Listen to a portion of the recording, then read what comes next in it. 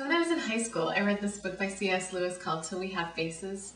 Okay, so my favorite book ever in the entire world is a child's book, The Velveteen Rabbit.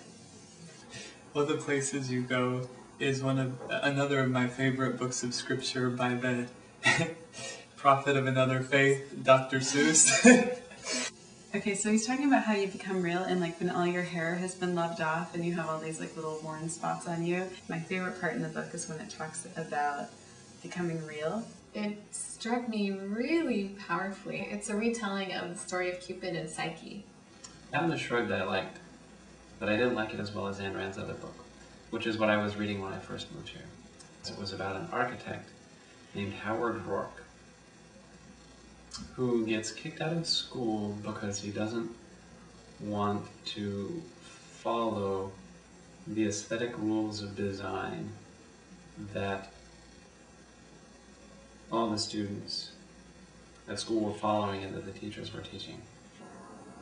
It talks about, there are times when you're not going anywhere, but it also helps me to have perspective, to know that like you'll get beyond those times and you'll be on your way. And he's talking to the Velveteen Rabbit, and he says you become real when all your hair has been loved off and you're worn in all the wrong places. And he's like, that's when you become real. She has to go through all this penance where she really does a lot of service for her people and for her kingdom. And at the end of the book, she realizes that all along she really was just as beautiful as her sister. He stuck to his principles, and although he had to endure a lot of hardship, ended up eventually succeeding.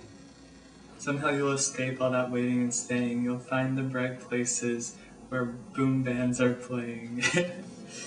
So it kind of gives me hope in times of challenge. My whole life I've always thought about that, about how becoming real doesn't mean like we necessarily become more beautiful to the outside world, but we're loved by those around us. We sometimes don't see how beautiful and how wonderful we are. I like that. It was a good book.